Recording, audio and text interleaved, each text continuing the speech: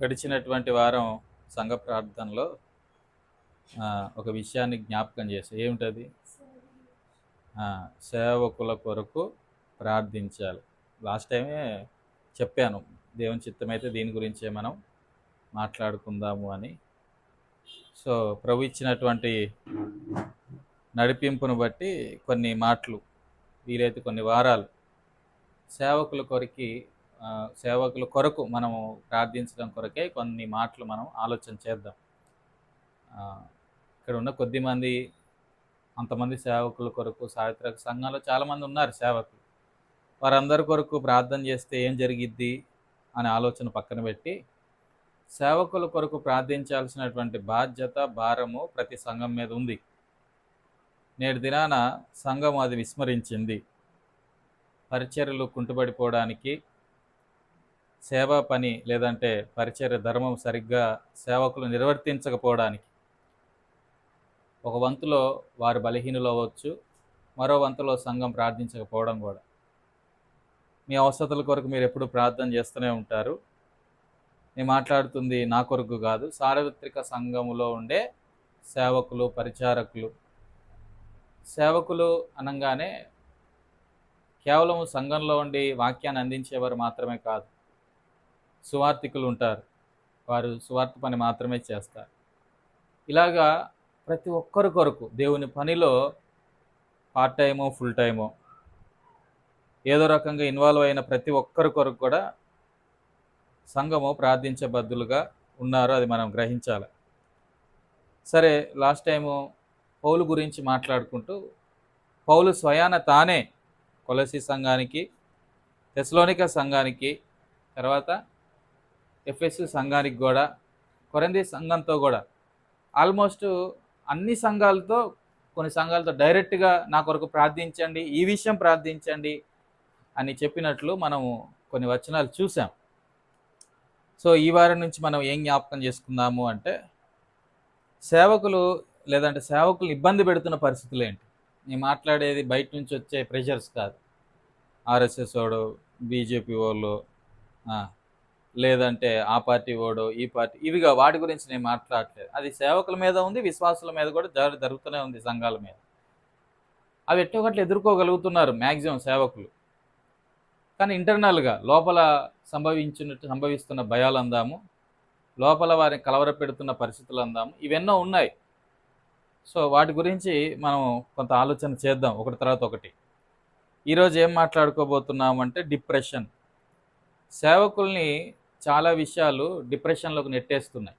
Depression అంటే కలవరము, కలత, చింత, గందరగోళంలోకి వెళ్ళిపోవడం, ఇలాంటిది డిప్రెషన్ అన్నమాట. సో డిప్రెషన్తో ఉండి సేవ చేస్తున్న వారు అనేక మంది ఉన్నారు. నేను బయటికి వెళ్తున్నప్పుడు ఆయా సేవకులు కదిలిస్తాను, వాళ్ళు మాట్లాడుతూ ఉంటాను. మాట్లాడుతున్నప్పుడు కొంతమంది వాళ్ళ విషయాలు పంచుకుంటున్నప్పుడు, ఇంట్లో సిస్టరు కొంచెం డిప్రెషన్లో ఉంటుందని కొంతమంది చెప్తారు. నా భార్య కొంచెం ధైర్యంగా ఉంటుంది కదన్న, నేనే తొందరగా నేను కలవరానికి లోనవుతున్నాను అని చెప్పేవారు కూడా ఉంటారు. సహజంగా మేము అందరం పంచుకుంటాం బయటికి వెళ్ళినప్పుడు, మీ పరిచర్య ఎలా ఉంది, మీరు ఎలాంటి పరిస్థితులు గుండా వెళ్తున్నారు అవన్నీ అడుగుతారు సహజంగా ఎవరమైనా. అలా అడుగుతున్నప్పుడు నాకు ఎప్పుడు డిప్రెషన్లో నేను ఎక్కువ వెళ్ళిన పరిస్థితులు కూడా లేవు. ప్రభు మీద ఆధారపడ్డాను. అలాగే వాళ్ళు ఆధారపడట్లేదని నేను అనట్లేదు, అందరి మెంటాలిటీ ఒకలాగా ఉండదు. కొంతమంది చిన్న చిన్న విషయాలకి కూడా చాలా ఎక్కువగా ఆలోచించేటువంటి వారు ఉంటారు. అందుకే లాస్ట్ వీక్ కూడా మీకు జ్ఞాపకం చేశాను, సేవకులు మనుషులే, ప్రభు వారు నిలబెట్టుకున్నాడు అంతే. ప్రభు వారు పిలుచుకున్నారు. సో సేవకులకేమీ అమితమైన శక్తి ఇచ్చి విశ్వాసులకు తక్కువ శక్తి దేవుడు ఇవ్వలే. అందరికీ ఒకే శక్తిని ఇస్తున్నాడు. అది ఎవరు ఎక్కువగా ఆయన మీద ఆధారపడ్డాన్ని బట్టి పొందుకుంటారు. విశ్వాసులు పొందుకుంటున్నారు, సేవకులు పొందుకుంటున్నారు. సో సేవకులు సూపర్ మ్యాన్లు కాదు, వాళ్ళు కూడా మామూలు మనుషులే. అందుకే లాస్ట్ టైం కూడా మనం మాట్లాడుకున్నాం, ఏలియా మన వంటి స్వభావం గలవాడు. సో ఇప్పుడు ఈరోజు ఫస్ట్ అదే మాట్లాడబోతున్నాం, ఏలియా గురించి.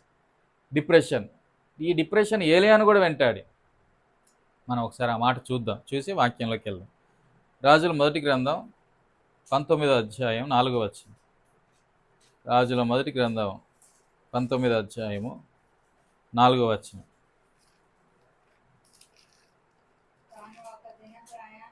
ఆ, ఆ, ఆ.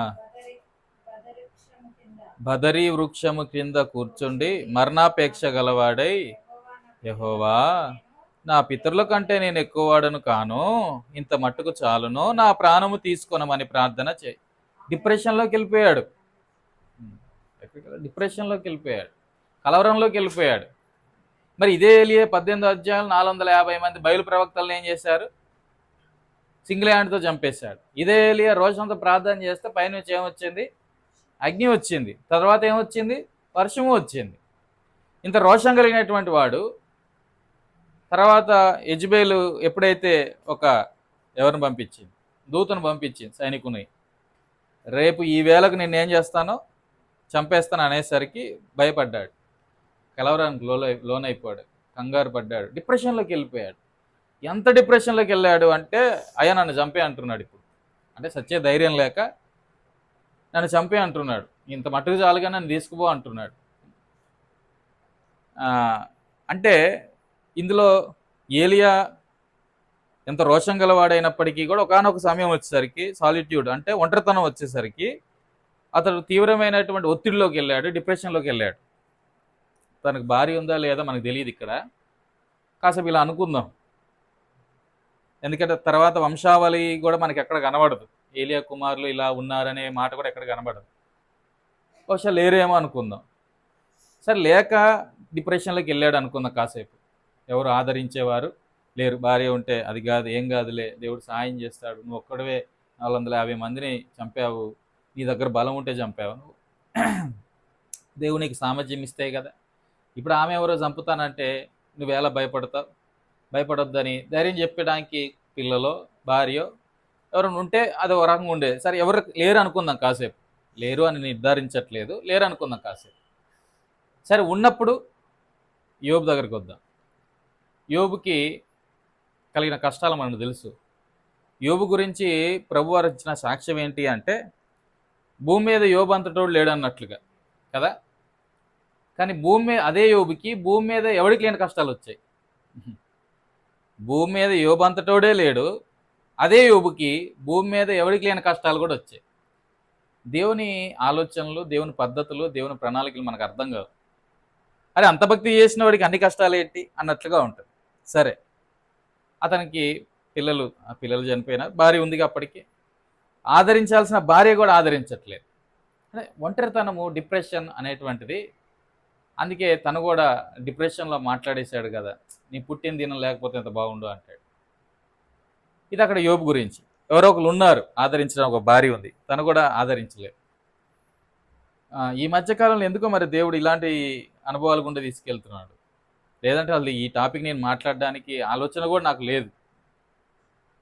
లాస్ట్ వీక్ కూడా ఒక విషయం చెప్పాను కదా, ఒక ఆయన మందిరం కట్టుకుంటున్నాడు. మందిరం కట్టుకుంటే సంఘంలో ఒక్కరు కూడా సహకరించట్లేదు. వాళ్ళందరూ ఇవ్వగలిగిన సామర్థ్యంతో ఉన్నవాళ్ళే, వాళ్ళందరూ ఇవ్వగలిగిన సామర్థ్యం ఉన్నవాళ్ళే, కానీ ఒక్కరు కూడా గుప్పిలు విప్పలట్లేదు. ఏమనంటే ఆయన దురుసుగా మాట్లాడతాడు అని ఒక మాట వేసేస్తారు. అరే, ఆయన దురుసుగా మాట్లాడితే ఏంటి, ఎవరేంటి, నీ సేవకుడే కదా. వ్యభిచారమో త్రాగుడో భయంకర పాపంలో ఉంటే అది వేరు. దురుసుగా మాట్లాడుతున్నాడు అంటే మీరు చేసిన పనులు బట్టే మాట్లాడతాడుగా. సరే, కట్టేది ఎవరికి? దేవుని మందిరం ప్రజలు కూడుకోవడానికే కదా. ఇప్పుడు ఆయన ఆయన ఆయన ఆయన కొన్ని డిప్రెషన్లో ఆయన వెళ్తున్నాడు. కదిలించిన ప్రతిసారి కూడా ఇదే మాటలు, ఒక్కలు పట్టించుకోవట్లేదన్న బాధేస్తుంది, అది ఇది అని చెప్తా ఉంటాడు. కిడ్నీలు పనిచేయవు ఆయనకి సరిగ్గా, ఈ ఆలోచనలు ఎక్కువయ్యి. తర్వాత రకరకాల శరీర సంబంధమైనటువంటి రుగ్మతులతో బాధపడుతున్నాడు. సో అంటే ప్రభు ఎందుకో ఈ మధ్యకాలంలో అలాంటి సేవకుల్ని నాతో కలుపుతూ వాళ్ళతో మాట్లాడడం జరుగుతూ వచ్చింది. అప్పుడు అది చూసినప్పుడు నేను అనుకున్నాను, ప్రభు ఇతనికి అట్లీస్ట్ ఒక 3,000 ఇవ్వాలి, నువ్వేమైనా ద్వారాలు తెరిస్తే ఇస్తాను అని. లాస్ట్ వీక్ అరకెళ్ళినప్పుడు అంకులు ఒక చిన్న గిఫ్ట్ ఇచ్చాడు, 3,000. అది వెంటనే ఆయనకి ఇచ్చాను. అంటే ఎందుకు ఆ మాట చెప్తున్నాను అంటే, అలా డిప్రెషన్లోకి లోన్ అవుతున్న వారు మన చుట్టూ చాలామంది సేవకులు ఉన్నారు, మనకు తెలియదు. నా ఉద్దేశం ఏంటంటే, అట్లీస్ట్ సంఘంగా మనం 2 3 ఉన్నాం. ఈ మాధ్యమం ద్వారా అట్లీస్ట్ ఒక 10 మంది అనే ప్రసంగం విని వారు భారంతో ప్రార్థన చేస్తారని నా ఆశ. సేవకులు బలహీనతలు ఉంటాయి, దాన్ని డప్పేసి చెప్పాల్సిన పనిలే. అరే నా సేవకుడు ఇన్ని బలహీనతలతో ఉన్నాడు ప్రభువా, నా సేవకుడే బలహీనుడు అయిపోతే మేమేమైపోతామయ్యా అనే ఆలోచనతో ఉండి భారంతో ప్రార్థన చేయాలి. సో అలాగా అదొక అనుభవం కదా. ఈ నిన్న నిన్న ఈ 2 రోజులు ఇంకొక ఆయనతో నేను ఎక్కువగా మాట్లాడుతున్నాను. ఆయన మంచి చదువుకున్న ఆయన. అంతకుముందు ఒకసారి ఒక సంవత్సరం క్రితం పరిచయం అయ్యాడు. ఆయన కూడా ఎంటెక్ చేశాడు. పిహెచ్డి కొరకు సిద్ధపరుచుకున్న టైంలో దేవుడు సేవకు రమ్మంటే సేవకు వచ్చాడు. తన భార్య కూడా ఎంటెక్ చేసింది. ఇద్దరు మందిరానికి వెళ్తారు. 7 సంవత్సరాల క్రితం ఈ సహోదరుడికి పిలుపు వచ్చింది దేవుని సేవ చేయాలని. తన భార్యతో పంచుకున్నాడు, సేవకు వచ్చేసాడు. ఇంకా ఏ సంఘం ఆయనకి అప్పచెప్పలేదు. తిరుగుతున్నాడు అటు ఇటు, అక్కడ కాసేపు అక్కడ కాసేపు, ఆ సేవకుడి దగ్గర ఈ సేవకుడి దగ్గర. కారణం ఏంటో చెప్తాను. కారణం ఏంటి అంటే ఈవిడ ఒప్పుకోవట్లేదు. ఉద్యోగం చేయి సేవ వద్దు, ఉద్యోగం చేయి సేవ వద్దు. ఆయనకేమో సేవ పిలుపు వచ్చింది. అది కన్ఫామ్గా ఆయనకి క్లియర్గా ప్రభు మాట్లాడాడు. సో ఇప్పుడు ఆయన ఎంత ప్రెషర్ ఎదుర్కొంటున్నాడంటే ఇటు సేవకులు కూడా ఆయన అర్థం చేసుకోవట్లేదు. మామూలుగా ఎక్కడైనా సేవకుల గుడికి వెళ్తే ఏం చేస్తారు అంటే దూరం నుంచి వచ్చిన వాళ్ళకి పెట్రోల్ ఖర్చు ఇంత అంతని ఇస్తారు, 300 500 ఎంతో. సో అలాగా ఈయన విజయవాడ నుంచి వచ్చాడు కాబట్టి ట్రావెలింగ్ ఎక్స్పెన్సెస్ ఇంత ఉంటుంది. అది అంత ఇవ్వరు కానీ ఎంతో కొంత ఇస్తారు. అయితే మొన్న ఈ మధ్యకాలంలో ఒక దగ్గర నేను ఎక్కువ వాక్యం చెప్పాను. ప్రాక్టికల్గా మనకు తెలియాలి సేవకులు ఎదుర్కొంటున్న పరిస్థితులు ఏంటో, అప్పుడే మన భారంతో ప్రార్థన చేయగలం. ఒక దగ్గర సేవకుల గుడికి అయితే అందరితో పాటు ఈయన కూడా తీసుకున్నాడు. అప్పుడు ఇంకొక సేవకుడు వచ్చి అంటాడట, నువ్వు ఎట్ట సేవకుడు అయ్యావు, నీకు సంఘం ఉందా అన్నాడు. నిన్న చెప్పుకొని చాలా బాధపడ్డాడు. ఆ సేవకుడు అక్కడే ఉన్నాడు. ఎవరు ఎక్కడున్నాడు నాకు చూపించి ఆ సేవకుని అన్నాడు. వీళ్ళకి అడిగేద్దామన్న కోపం వచ్చింది నాకు. అంటే సంఘం ఉంటే సేవకుడా? యేసుప్రభు వారు ఏ సంఘం ఉంది ఆయనకి, ఎట్ట సేవకుడు మరి? పేతురికి ఏ సంఘం ఉంది, ఎట్ట సేవకుడు ఆయన? ఆది అపోస్తుల్లో ఎవరికి సంఘం లేదే. సంఘ స్థాపన తర్వాత కాలంలో అపోస్తులుగా ఆయా చోట్లకు వెళ్ళి, యెరూషలేములో సంఘం ఉంది, నేను కాదనట్లేదు, కానీ ఎక్కువ సంఘాలు స్థాపించింది ఎవరు అంటే పౌలు గురించే మనం మాట్లాడాలి కదా. సో నా సేవకుడైన యోబు అన్నాడు, సంఘం ఉందా? 120 సంవత్సరాలు నీతిని ప్రకటించాడు కదా, నోవాకు సంఘం ఉందా? అంటే ఆయన ఎంత డిప్రెషన్లోకి వెళ్ళాడంటే 2 రోజులు నేను మాట్లాడేసరికి ఆయనకి ఎంతో నెమ్మది వచ్చింది. పౌలు అంటాడు, అనేకమైన శ్రమల గుండా నేను వెళ్ళాను, ఆదరించబడ్డాను. అలాంటి శ్రమల గుండా వెళ్ళే వారిని ఆదరించుటకు ప్రభు నన్ను ఒక సాధనంగా వాడుకుంటున్నాడు. అంటే మనకు అర్థం కావడానికి ఈ భాషలో చెప్పా. 1 కొరింథీలో కదా ఆ మాట చూస్తాం. సరే ఒకసారి చూద్దాం ఆ మాట. పౌలు కొరింథీయులకు రాస్తూ 2 కొరింథీలోన 1వ అధ్యాయంలో చూడండి 4వ వచనం, దేవుడు మిమ్మల్ని ఏ ఆదరణతో ఆదరించుతున్నాడో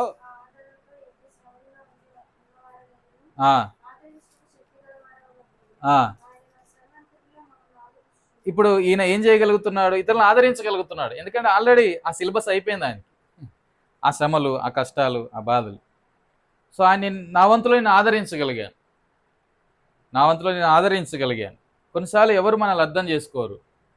స్వకీయుల మధ్య పరిచర్య అంటే చాలా హార్డ్గా ఉంటుంది. నీ భార్య నేను అర్థం చేసుకోకపోవచ్చు, నీ తల్లిదండ్రులు నేను అర్థం చేసుకోకపోవచ్చు, నీ తోబుట్టులు నేను అర్థం చేసుకోకపోవచ్చు, నీ స్నేహితులు నేను అర్థం చేసుకోకపోవచ్చు, ఎవరు కూడా నిన్ను సేవకుడిగా గుర్తించకపోవచ్చు. వచ్చే నష్టం ఏం లేదు. యేసుప్రభు వారిని పట్టుకొనే ఆ రోజుల్లో ఉన్నటువంటి తన సోజనులు అన్నారు, ఇతడు మరియా కుమారుడు కాడా అని. అసలు యోసేపు గురించి మాట్లాడాలి. మరియా కుమారుడు గారా అంటే ఆయన అంత తక్కువ చేసి మాట్లాడుతున్నాడు. ఆ రోజుల్లో స్త్రీ పేరెత్తి మాట్లాడితే అది చాలా తక్కువను చూపిస్తుంది అనమాట. స్త్రీలను, విధవరాండ్రులను మరీ తక్కువగా చూస్తారు ఆ రోజుల్లో. అప్పటికే యోసేపు లేడు, చనిపోయినాడు. కాబట్టి వాళ్ళందరూ ఏమంటున్నారు, ఈ విధవరాండ్లు కుమారుడు కాడా అన్నట్లుగా తక్కువ చేస్తూ, చులకన చేస్తూ, ఇతడు వడ్లవాణి కుమారుడు కాడా అని. సో యేసుప్రభు వారు కూడా మనలాగే శరీరంతో ఉన్న ఆయన 100కి 100 రూపాయలు దేవుడు, 100కి 100 రూపాయలు మనిషి కదా, మానవుడు. సో ఆయన కూడా చాలా డిప్రెషన్ లోనవ్వాలి కదా, దాన్ని అధిగమించాడు. ఆయన మనవలే శోధింపబడియు అంటాడు. ఆయన యావత్ బాధలో బాధ నొందెను అనే మాటలు ఇవన్నీ జ్ఞాపకం చేస్తాయి మనకు. ఆయన మనవలే శోధింపబడ్డాడు. సో ఆ సహోదరుడితో చాలా విషయాలు పంచుకోవడానికి ప్రభు సాయం చేశాడు. ఎంతో ఆదరణ వచ్చింది. ఎంతో ఆదరణ వచ్చింది. అంటే గొప్ప కోసం నేను చెప్పట్లేదు. ఇది మీ జీవితాల్లో ప్రాక్టీస్ చేస్తారు అని ఆలోచన, అంతకుమించి ఏం లేదు. వాళ్ళు నాకు ఒక చిన్న గిఫ్ట్ ఇచ్చారు, ట్రావెలింగ్కి ఒక 500. అతను తీసుకోలేదు, భయపడ్డాడు. ఆ పక్కనే ఉన్నాడు కదా, మళ్ళీ వచ్చి నన్ను అడిగేస్తారేమో అని చాలా భయపడుతున్నాడు. సరే వాళ్ళు ఇస్తే ఇవ్వకపోయి నాకెందుకు మనసులో బాగా నొచ్చుకుంది బాగా. అరే నా సహోదరుడు కదా, నేను అదే ఫీల్డ్లోంచి వచ్చాను కదా, నేను ఎంటెక్ చదివాను కదా, సో నేను అదే సిలబస్లోంచి వచ్చాను కదా. సో ఆ డిప్రెషన్ అది చూస్తున్నప్పుడు నాకు చాలా బాధ వేసింది, దుఃఖం వేసింది. అతని ముందు నేను ఏడవలేదు, కానీ అతను కూడా కన్నీళ్ళు పెట్టుకునేంత పని అయింది. అయితే ఒకటి నాకున్న గిఫ్ట్ ఇచ్చేసి వచ్చా అంటే ఆదరించబడ్డాడు, ఆయన కొంత ఎనర్జీ నేను ఇవ్వగలిగాను. సో మన ప్రార్థన చేయాలి. ఇలాగ ఫ్యామిలీలో ఉన్నటువంటి పరిస్థితులు బట్టి డిప్రెషన్లోకి వెళ్ళిపోతున్న సేవకులు ఎందరో ఉన్నారు. డిప్రెషన్లోకి వెళ్తున్న సేవకులు ఈ మధ్య కాలంలో ఒకనొక దగ్గర సేవకుడు ఉరిపోసుకొని చచ్చిపోయాడు. ఏంటి అంటే డిప్రెషన్, ఇంట్లో ఒత్తిడి. అందరు సేవకురాళ్ళు అలా ఉంటారని నేను చెప్పను, కానీ కొంతమంది విశ్వాసులు భలే ఉంటారు. సేవకుడి దగ్గరకు వచ్చి ఏం చెప్పరు, కానీ ఎవరి దగ్గరికి వెళ్ళి చెప్తారు, సేవకురాళ్ళకి మెల్లి కీ ఇస్తారు. ఇక ఈ సేవకురాలు వచ్చి పడిద్ది ఎవరి మీద, సేవకుడి మీద. మీకు గుర్తుందో లేదు, చిన్నప్పుడు మన పిల్లలకు బొమ్మలు ఇచ్చేవాళ్ళం. ఆ బొమ్మ కీ ఇస్తే ఆ బొమ్మ చేతులు 2 రౌండ్గా ఉండే ఇత్తడి టప టప టప టప అని కొట్టిద్ది. సేమ్ అంతే ఇప్పుడు కొంతమంది సేవకురాలు విశ్వాసులు వచ్చి కీ ఇస్తారు, వీళ్ళు వచ్చి ఇంకా వాళ్ళు బాధేస్తారు. ఇంకా ఆయన ఏం చేస్తాడు, ఒత్తిడి. ఎంతమంది చచ్చిపోతున్నారు మీకు తెలుసో తెలియదు సేవకులు. కారణం ఏంటి అంటే డిప్రెషన్. వాళ్ళ కొరకు మనం ప్రార్థించవలసినటువంటి అవసరత ఉంది. ఎంత పెద్ద ప్రవక్తలైనా అవ్వచ్చు, వాళ్ళు మనుషులే, గుర్తుపెట్టుకొని. ఎంత పెద్ద సేవకులైనా అవ్వచ్చు, ఏదో సమయంలో వాళ్ళు డిప్రెషన్కి లోనయ్యే పరిస్థితులు వస్తాయి. మన బాధ్యత, ఒక సంఘం సేవకుడు కోల్పోతే పరిస్థితులు దారుణంగా ఉంటాయి, వాళ్ళ కుటుంబాలు దారుణంగా ఉంటాయి. ఆ పరిస్థితులు ప్రభావం చాలా భయంకరంగా ఉండిద్ది. సో ఇది మనం జ్ఞాపకం చేసుకొని ప్రార్థనలో భారంతో మనం ప్రార్థన చేయాలని నా ఆలోచన, అంతకుమించి ఏం కాదు. అందుకే కాబోలు దేవుడు ఈ మధ్య ఆ తలంపు ఎక్కువ ఇచ్చాడు నా మనసులో. నేనెందుకు నా సంఘాన్ని సిద్ధపరచుకోకూడదు? మీరు నా కోసం ప్రార్థన చేస్తున్నారు, అది నేను ఎరుగుదును. మన మిగతా సేవకుల కొరకు కూడా పేర్లు మనకు అనవసరం, కానీ సేవకుడు, ప్రభు నీ సేవ చేస్తున్న ప్రజలు, వాళ్ళని ఇలా దర్శించము, వాళ్ళని ఇలా కాపాడము, వాళ్ళని ఇలా భద్రపరచము, వాళ్ళు ఇలాంటి పరిస్థితుల్లో ఉంటున్నారు అని వారి కొరకు మనం ప్రార్థన చేస్తే అది మేలు కాదంటారా? సంఘము ఆయన శరీరం కదా, ఆ శరీరాన్ని లేదంటే ఆ శరీరం క్షేమాన్ని కోరి మనం ప్రార్థన చేసేటప్పుడు ఒక ఆయన ఇలా అంటారు, యేసుప్రభు వారు సంఘానికి ఏమై ఉన్నారు? శిరస్సు. శరీరం అంతా ఎవరు? సంఘం. శిరస్సుకు సంఘానికి మధ్య ఉందే ఈ కంఠం, ఇది సేవకుడు అని అంటారు. దాని గురించి ఇక్కడ అలా ఉందని నా ఉద్దేశం కాదు. అంత ప్రాముఖ్యమైన వాడు సేవకుడు. సో వాళ్ళు కలవరాలకి, దిగులకి వాళ్ళు లోనైపోతే, డిప్రెషన్లోకి వెళ్ళిపోతే దాని ప్రభావం చాలా భయంకరంగా ఉండిద్ది. పౌలు అంటాడు చూడండి, 2 కొరింథీ 1వ అధ్యాయం 8వ వచనం. 2 కొరింథీ 1వ అధ్యాయం 8వ వచనం.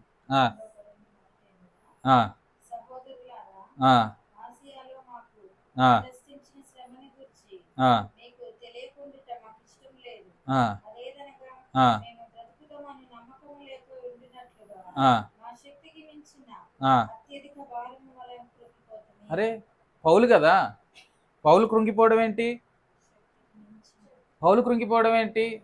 ఎవరైనా కృంగిపోతారు, గుర్తుపెట్టుకోండి. కృంగదీసే పరిస్థితులు ఉంటాయి సేవలో చాలా పరిస్థితులు ఉంటాయి. ఈ శీర్షిక, ఈ సిరీస్ మొదలుపెట్టడానికి కారణం అదే. చాలామంది సేవకుల పక్షాన నేనన్నా కనీసం కొంతమందికైనా ఇలాంటి పరిస్థితులు గుండా సేవకులు వెళ్తున్నారు, సంగమా ప్రార్థించు అని చెప్పాలని. సేవకులు ఎప్పుడు వారి అవసరాలు ఎవరితో చెప్పుకోరు, మ్యాక్సిమం చాలా తక్కువ. వాళ్ళు ఎన్నో బాధలు పడతారు తప్ప ఎవరికి చెప్పరు. విశ్వాసులు వాళ్ళు వెళ్ళి వాళ్ళ బాధలు పంచుకుంటారు, కానీ సేవకుడు ఎప్పుడు విశ్వాసులతో తన బాధలు పంచుకోడు ఎక్కువ. అర్థం చేసుకునే సంఘం ఉంటే కొన్ని విషయాలు పంచుకుంటాడు కానీ బలహీనతలు చూసి వెక్కిరించే సంఘాలు ఉంటాయి, వాళ్ళతో అసలు పంచుకోరు. సో అందుకే ఇక్కడ మన భారంతో ప్రార్థన చేయాలి. పౌలంతటి వాడే వాళ్ళ ఆసియాలో వారికి తటస్థించిన పరిస్థితులు బట్టి కృంగిపోయినటువంటి పరిస్థితులు వచ్చినప్పుడు, అందుకే పైన మాట అన్నాడు, ఆదరణ. ఇప్పుడు ఎవరైనా ఆదరించగలుగుతున్నాడు. మనం కూడా కృంగిపోతున్న సేవకుల కొరకు, డిప్రెషన్లోకి వెళ్ళిపోతున్న సేవకుల కొరకు మనం ప్రార్థన చేయాలి. అందుకే బైబిల్లోంచి ఎగ్జాంపుల్ మనం చూసాం, ఏలియాను చూస్తున్నాం, తర్వాత ఇక్కడ పౌలుని చూసాం. ఇర్మియా గురించి మనకు తెలుసు, ఇర్మియా అంత రోషంగా మాట్లాడతాడు. లోపలికి వెళ్ళి పిల్లోడు ఏడిచినట్టు ఏడుస్తాడు ఇర్మియా. అందుకే అతనికి ఏం పేరు ఉంది? విలపించే ప్రవక్త. ఇర్మియా గురించి ఒక మాట ఉంటుంది కదా, 20వ అధ్యాయము, ఇర్మియా గ్రంథం 20వ అధ్యాయం 16 అనుకుంటా, చూడండి.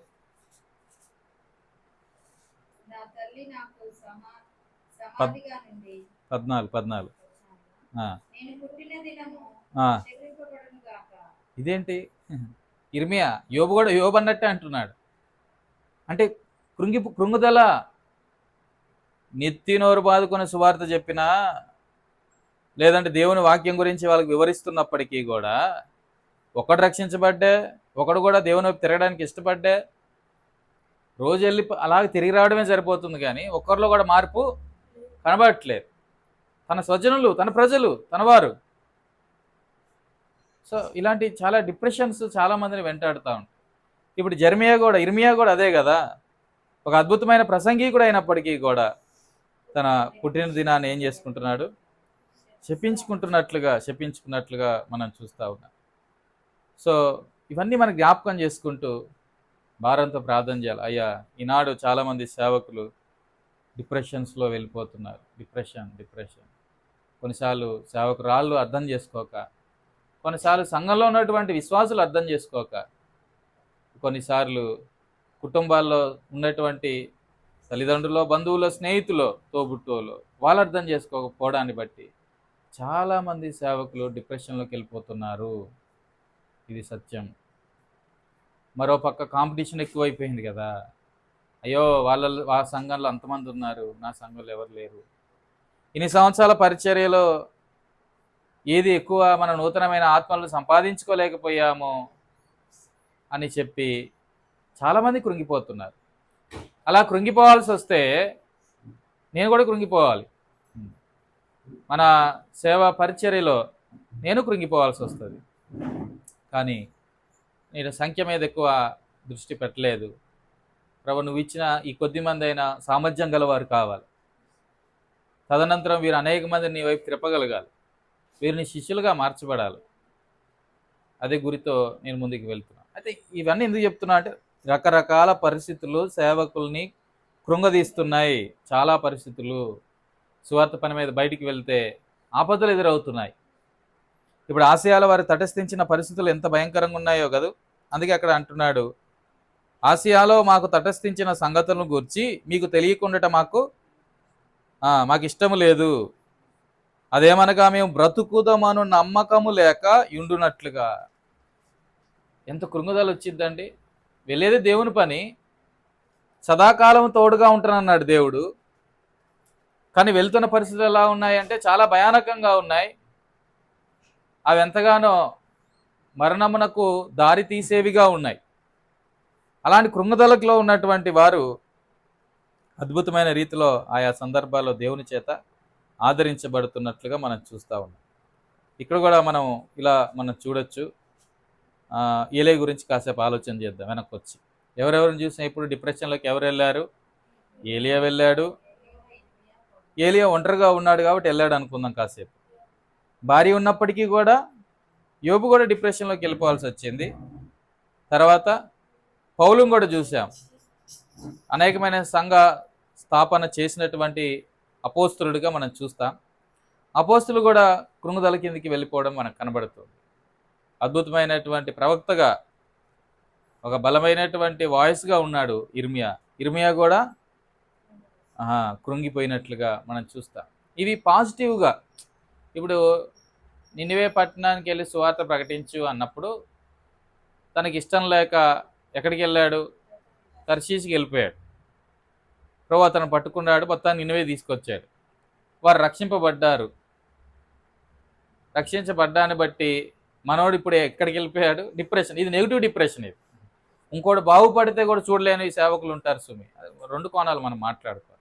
ఇది కొని తెచ్చుకునే డిప్రెషన్ అంటారు. ఇది రక్షించబడేటప్పుడు వారు సరే, అక్కడ నేను మరి అదేంటి యోనాని తీసేస్తున్నాను కాదు. యోనా అంత డిప్రెషన్లోకి వెళ్ళడానికి కారణం ఏంటంటే నినివే పట్టణస్తులు మామూలు వాళ్ళు కాదు. బతుకుండంగానే చర్మాన్ని ఒలిసేవారు. ఇజ్రాయెల్ ప్రజలు అంత బాధించారు. ఈ మేకులతో ఒక పెద్ద టేబుల్ చేసి దాని మీద పడుకోబెట్టేవారు, చర్మాన్ని ఒలిచేసి. అంత భయంకరంగా రకరకాలుగా వారిని హింసించేవారు, తారుబోసేవారు అన్నట్టుగా రకరకాలుగా. సరే, అందుకే ఆయన అంత అసహించుకున్నాడు. వీళ్ళకి అసలు వీళ్ళు రక్షించబడడానికి అవకాశమే లేదు, వీళ్ళు నరకానికి పోవాలన్నట్టుగా ఎవరు యోనా అనుకున్నాడు. సరే, ఏదేమైనప్పటికీ దేవుడే క్షమించినప్పుడు యోనా అది వెనక దగ్గాల.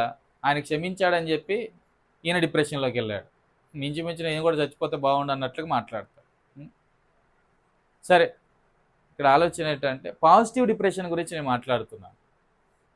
నెగిటివ్గా తప్పుగా ఆలోచించి డిప్రెషన్లోకి వెళ్ళిపోయేదాని గురించి. కొంతమంది సేవకులు ఉంటారు, అవి వాళ్ళు కారు కొన్నారు, మేము కారు కొనుక్కోవాలి. ఈ కారు కొనేదాకా వీళ్ళకి నిద్ర పట్టదు. దీనికోసం ఏం చేస్తారు? డబ్బులు లేకపోయినా అప్పు చేసుకుంటారు. ఇప్పుడు అప్పు తీర్చలేరు. ఇప్పుడు దీని విషయంలో వాళ్ళు ఏమైపోతారు? డిప్రెషన్. దీని గురించి నేను మాట్లాడట్లేదు. దానికోసం కూడా ప్రార్థన చేద్దాం. అనవసరమైన భోగాలకు వెళ్ళకూడదు. ఒక రోజు దాని టాపిక్ కూడా నేను మాట్లాడతాను ప్రభుత్వం అయితే. సేవకులు అనవసరమైన భోగాలు పోకూడదు, భోగాలకు వెళ్ళిన సేవకులు ఎలా పతనమయ్యారు అవి కూడా మనం జ్ఞాపకం చేసుకుంటూ వారి కొరకు కూడా మనం ప్రార్థన చేద్దాం. సరే, ఇప్పుడు ఏంటి అంటే పాజిటివ్గా ఆలోచన చేస్తే దేవుని పనిలో ఉన్న డిప్రెషన్లు ఉంటున్నాయి. రోషంతో పని జరిగించేవారిగా ఉంటున్నప్పటికీ కూడా అర్థం చేసుకునేవారు లేకపోవడాన్ని బట్టి వారు ఏమవుతున్నారు అంటే డిప్రెషన్కి లోన్ అయిపోతున్నారు కదా.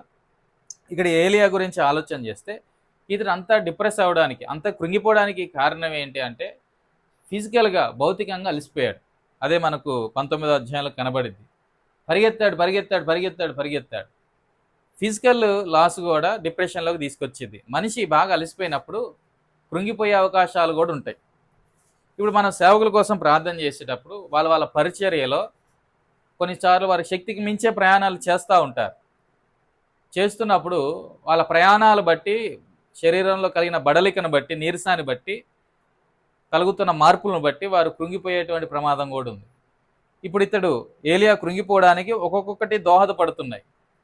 ఒకటి శారీరకంగా ఏమైపోయాడు? ముందు రోజంతా కూడా ఏం చేశాడు? 450 మందిని చంపేశాడు. అంటే అదేమన్నా కూరగాయల కోసేయడానికి? వాళ్ళందరిని హతమార్చాడు అంటే ఎంత ఫిజికల్గా భౌతికంగా బలహీనుడై ఉంటాడు, బలాన్నంతా ఖర్చు పెట్టి. తదుపరి వెంటనే యెజబేలు రేపటి ఈ వేళకి నేను చంపేస్తానని సరికి పరుగు బెర్షెబాకి కదా. అలా పరిగెత్తు అలసిపోయాడు. ఇవన్నీ దోహదపడుతున్నాయి. దేవుని పనిలోనో, పరిచర్యలోనో, లేదా సొంత పనుల్లోనో అలసిపోయినటువంటి వారి జీవితాల్లో కూడా ఏం కనబడుతుంది? డిప్రెషన్. ఇది సేవకుల గురించి చెప్తున్నప్పుడు ఇది మన జీవితాలకు కూడా అప్లై అవుతుంది సుమి, గుర్తుపెట్టుకోండి. కాబట్టి మన టాపిక్లో వెళ్తున్నాం కాబట్టి నేను సేవకుడు అనే పదం వాడుతున్నాను. సహజంగా అది మన జీవితాల్లో కూడా నెరవేర్పే. తర్వాత అతను డిప్రెషన్లోకి వెళ్ళడానికి కారణం ఏంటి అంటే భయాలు. అలసట ఒకటి, రెండోది ఏంటి? భయము. ఏం భయము? మరణము గురించినటువంటి భయం. యెజబేలు ఎప్పుడైతే ఆ మాట చెప్పిందో తను వెంటనే భయపడసాగుతున్నాడు. సో సేవకులను భయపెట్టే విషయాలు కొన్ని ఉంటాయి. వాళ్ళు సువార్తకి వెళ్తున్నప్పుడు ఆయా చోట్ల మన భారతదేశంలో ఇప్పుడున్న పరిస్థితుల్లో సేవకులకు భద్రత లేని పరిస్థితులు ఎక్కువగానే ఉన్నాయి. మనకు ఆంధ్ర, తెలంగాణలో, లేదంటే ఇటు తమిళనాడు, కేరళ, కర్ణాటక కొంచెం బెటర్ అనుకుందాం. మిగతా అన్ని రాష్ట్రాల్లో చూస్తే సేవకుడు సువార్తకు వెళ్తే బతకలేని పరిస్థితులు. ఈరోజు కూడా మేము అంతకుముందు ఒకసారి భువనేశ్వర్ వెళ్ళాం. అక్కడ సేవకులు వస్తే ఆయనతో మాట్లాడుతూ అప్పుడు వెళ్ళినప్పుడు కొన్ని విషయాలు పంచుకున్నారు. సువార్తకి వెళ్తే బాగా కొట్టారు, ఆ ఫొటోస్, ఆ వీడియోస్ అన్నీ చూపించారు. అప్పుడు నిన్న కలిస్తే నిన్న కూర్చొని చాలాసేపు అదే మాట్లాడుకున్నాం. అన్న ఎలా ఉంది అక్కడ మీ పరిచర్య ఎలా ఉంది అంటే, సువార్తకి అయితే వెళ్ళట్లేదన్న, సువార్తకి వెళ్తే కొట్టేస్తున్నారు అనేటువంటి పరిస్థితులు అక్కడ ఉన్నాయి. జస్ట్ మేము మందిరంలో కూడుకొని వాక్యం చెప్పుకొని ఆరాధన జరిపించుకుంటున్నాం. వ్యక్తిగతంగా వెళ్ళి సువార్త చేయడమే తప్ప అని. ఇప్పుడు వారికి భయాలు ఉంటాయా ఉండవా? ఇప్పుడు సేవకుడు బయటికి వెళ్ళాడు, ఇంట్లో ఉన్న సేవకురాలు డిప్రెషన్లోకి వెళ్ళిద్దా వెళ్ళదా? సో భయాలు కూడా మనిషిని డిప్రెషన్లోకి తీసుకొస్తాయి, భయాలు కూడా. సో అలసట, రెండోది భయము.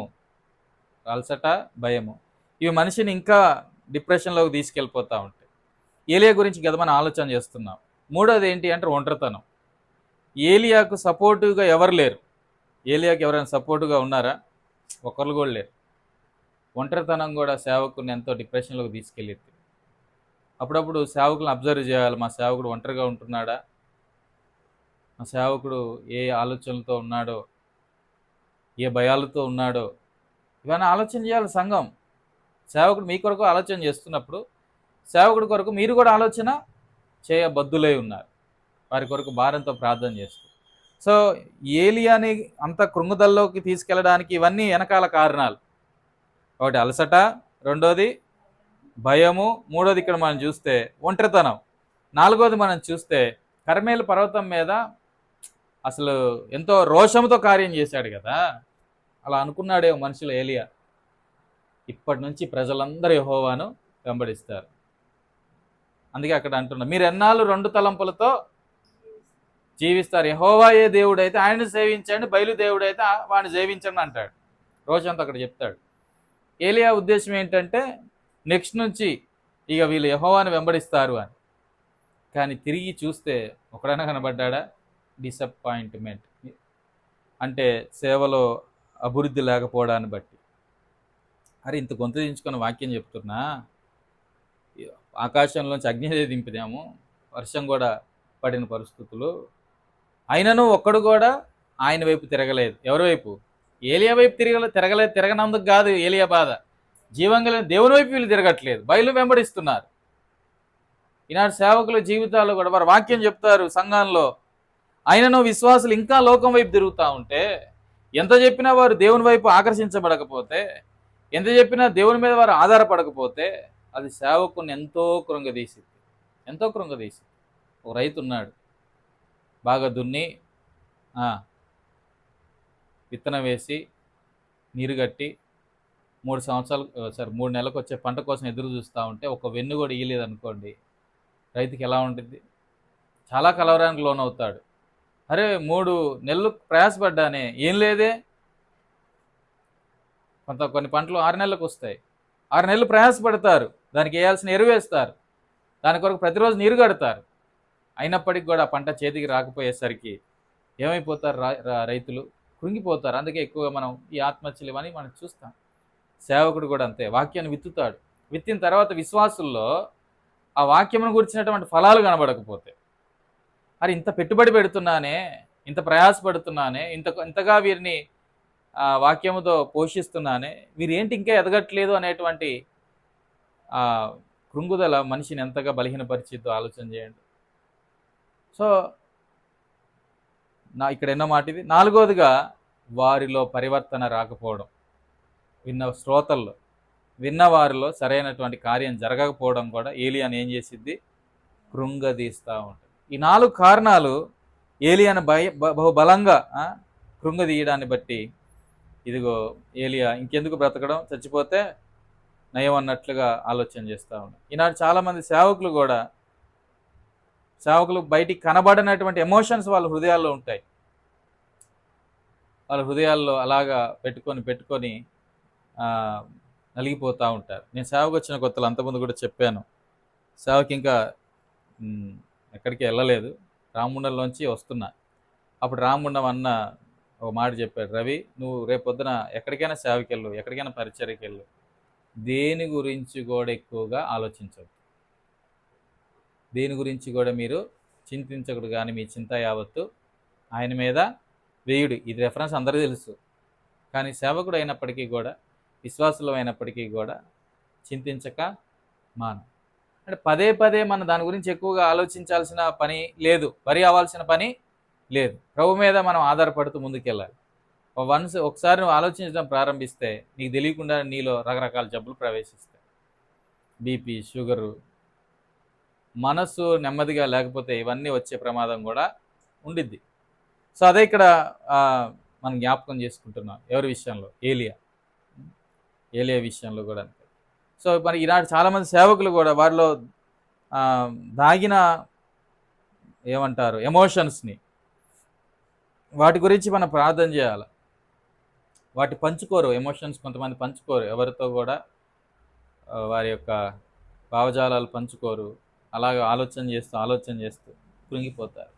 చాలామంది సేవకులు పరిచర్లు అలసిపోతున్నారు, చాలా అలసిపోతున్నారు. పని భారం ఎక్కువ ఉంటుంది కొన్ని సంఘాలలో, పెద్ద పెద్ద సంఘాలలో చూస్తే. ప్రభు వారికి ఇచ్చిన తలాంతులను బట్టి ఆయా చోట్లకు వెళ్ళవలసి వచ్చింది, పని భారం ఉండిద్ది. ఈ పని భారం బట్టి కూడా వారి మీద ఏం కనబడుతుంటుంది? డిప్రెషన్.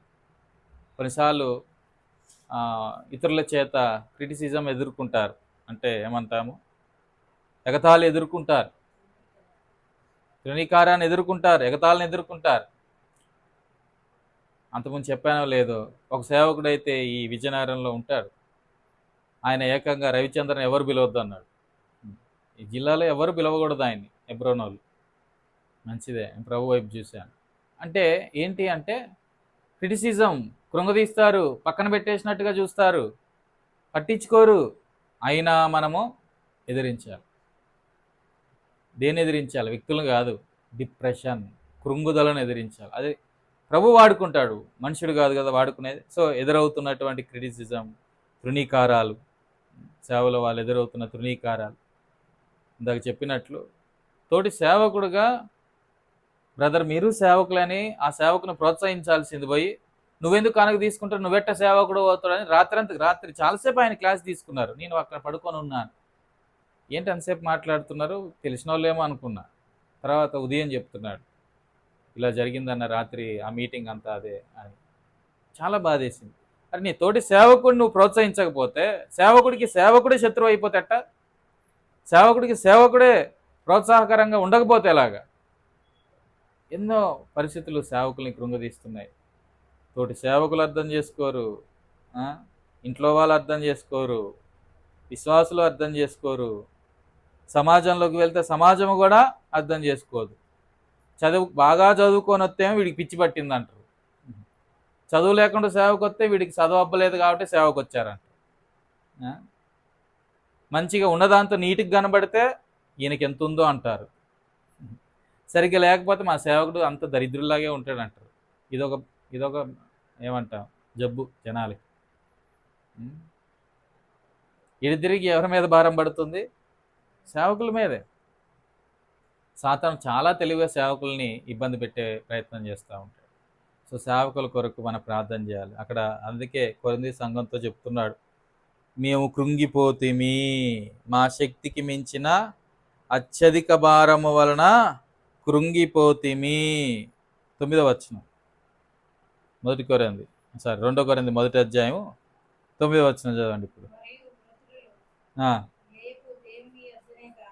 ఇప్పుడు ఎవరు ఆదరించారు వీళ్ళని?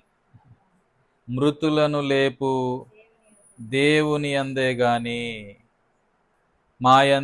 మాయందేమి మేము నమ్మిక ఉంచలేదు. మేము ఆమె నమ్మకం పెట్టుకోలేదు. మా కొరకు 10వ వచనం మధ్యలో చూడండి, మా కొరకు మరియు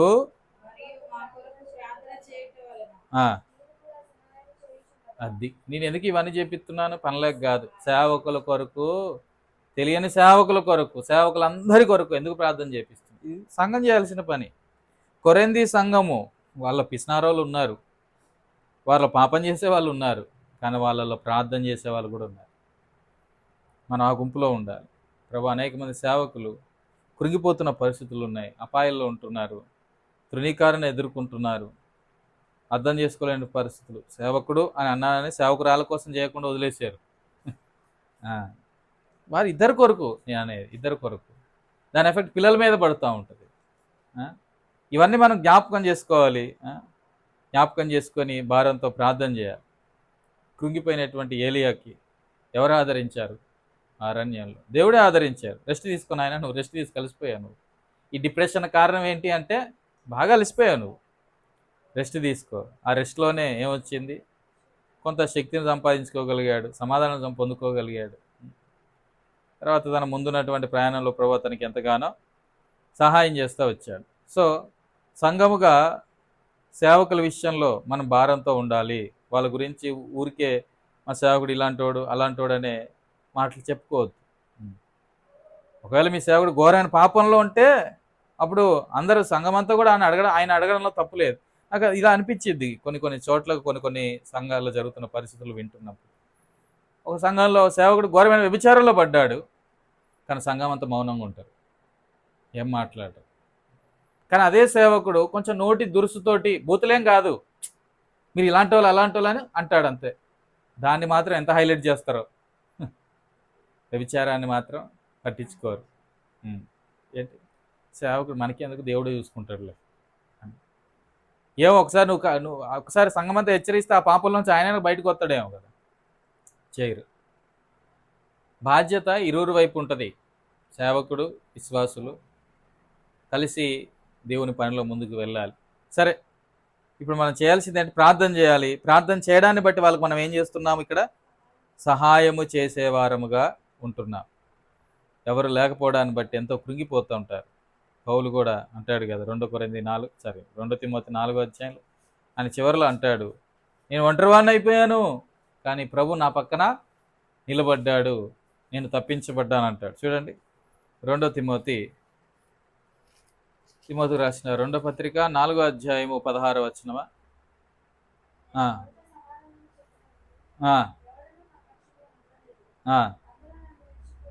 అందరూ నన్ను విడిచిపోయిరి,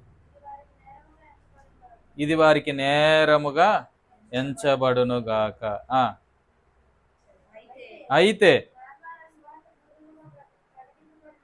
నా ద్వారా సువార్త పూర్ణముగా ప్రకటింపబడు నిమిత్తము అన్ని జనులందరూ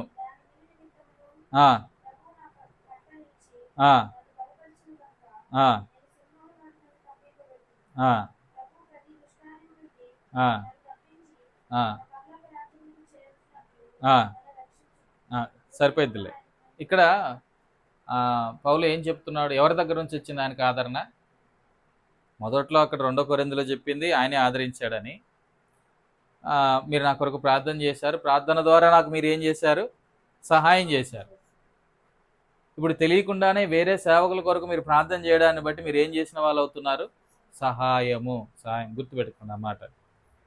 సో ఇక్కడ పౌలు ఆదరించబడ్డానికి కారణము దేవుడు, ఏలియా ఆదరించబడ్డానికి కారణము వాక్యమే, యోబు ఆదరించబడ్డానికి కారణము వాక్యమే, ఇర్మియా ఆదరించబడ్డానికి కారణము వాక్యమే.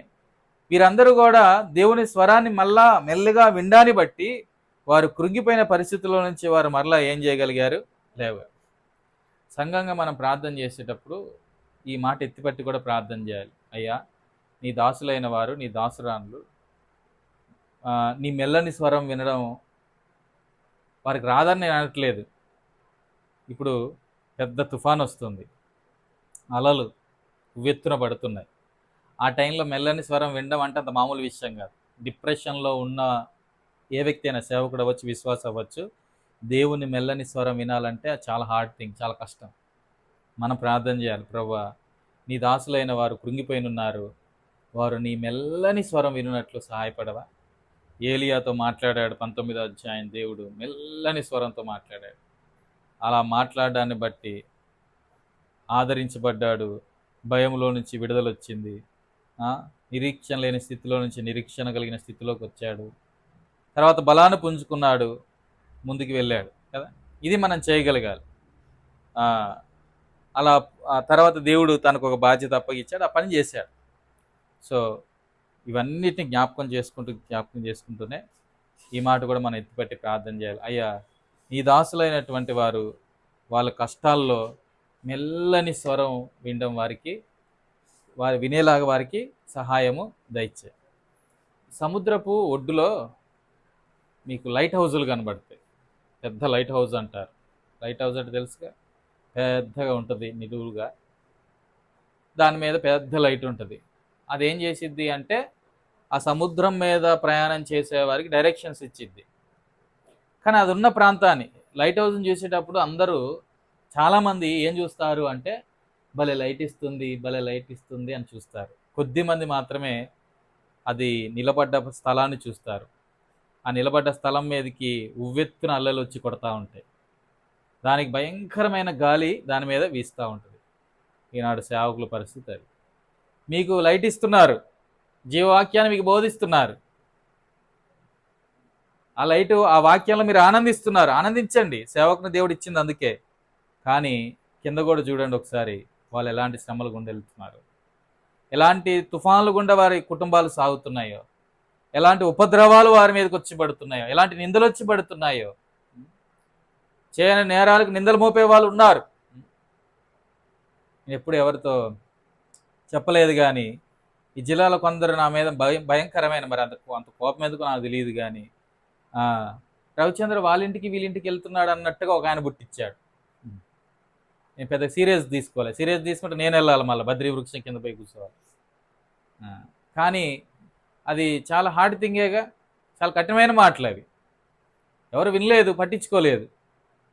పట్టించుకున్న వాడైతే ఏం చేస్తారు, దాని గురించి రకరకాలుగా బయట దానికి ఒకటికి రెండు అల్లిస్తారు, ఎన్నో మాటలు కల్పిస్తూ ఉంటాయి. చాలా విషయాలు చాలామంది సేవకుల మీద వాళ్ళు ఎదుగుదలను చూడలేక ఒకడు బురద చల్లుతారు. మా పార్టీలో లేదంటే మా గుంపులో చేరలేదని చెప్పి వాళ్ళ మీద ఇంకో రకమైన బురద చల్లుతారు. ఎన్నో పరిస్థితులు గుండా సేవకులు వెళ్తున్నారు. డినామినేషన్ల గొడవలు, నువ్వు ఆ డినామినేషన్తో కలవకూడదు, కలిసాడని నీ మీద ఒత్తిడి స్టార్ట్ అవుతుంది. మళ్ళీ ఉంటాయి, ఇవన్నీ ఉన్నాయి ప్రెషర్స్, ఒకటి కాదు రెండు కాదు. మీరు అన్ని కోణాల్లో నిదానంగా ఆలోచన చేయండి. ఒక్కొక్క సేవకుడు ఎంత సఫర్ అవుతున్నాడో. ఇలాగ మనం చాలా విషయాలు ప్రభు చిత్తమైతే ముందున్న సమయంలో మనం ఆలోచన చేద్దాం. ధనం అనే ఒత్తిడి పడుతుంది కొంత మీద, అది మాట్లాడుకుందాం. శరీరాశలకు లోనైపోయిన వాళ్ళు ఉంటారు, వీళ్ళందరి కోసం మనం ప్రార్థన చేద్దాం. దేవుడు ఎందుకో ప్రేరణ ఇచ్చాడు, లేదంటే ఏదో మనం మాట్లాడుకుంటూ వెళ్ళిపోతున్నాం. కానీ ఈనాడు సేవకుల కొరకు ప్రార్థించాల్సినటువంటి అవసరం ఎంతగానో ఉంది. సో మొదటగా మనం దేని కొరకు ప్రార్థన చేస్తున్నాం అంటే కృంగుదల, సేవకులను బాధిస్తున్న కృంగుదల గల కారణాలు ఎన్నెన్నో మనం ఉంటాయి, అవి చూస్తున్నాం.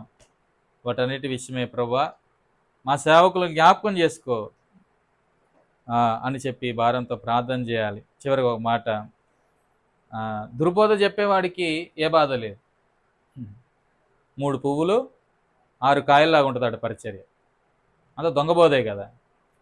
కానీ ఆరోగ్యకరమైన బోధ అందించేవాని పరిచర్యలో ఎన్నో కృంగుదలలు, ఎన్నో శ్రమలు, ఎన్నో ఇక్కట్లు, ఎన్నో ఇబ్బందులు ఎదుర్కొంటున్నారు. ఫైనాన్షియల్గా, ఫిజికల్గా ఎన్నో శ్రమలు. వాటన్నిటి కొరకు కూడా ఎలాగైతే కొరింథీలో ఉన్నటువంటి విశ్వాసులు ప్రార్థన చేసి సహాయం చేశారు, వాళ్ళు ఎవరో మనకు తెలియదు, సేవకులు వాళ్ళ అవసరాలు ఏంటో ఒకవేళ మనకు తెలిసిన మన సహాయము అందరికీ చేయగలమా? చేయలేము. కానీ ఒక సహాయం మాత్రం అందరికీ చేయొచ్చు మనం, అదేంటి? ప్రార్థనా సహాయం. ఈ సహాయం కూడా మనం చేయకపోతే రేపొద్దున ప్రభు అడుగుతాడు. కాబట్టి అయ్యా మా దేశ సేవకులు జ్ఞాపకం చేసుకో, మా రాష్ట్రంలో ఉన్న సేవకులు, మా ప్రాంతాల్లో ఉన్న సేవకులను జ్ఞాపకం చేసుకో. ప్రాముఖ్యంగా ఈరోజు కేవలం కృంగిపోతున్న వారి కొరకు మనం ప్రార్థన చేద్దాం. ప్రభు అలాగను మన హృదయాల్లో భారం ఉంచి మనల్ని ప్రార్థనలోకి నడిపించునుగాక. ప్రార్థన చేసుకుందాం.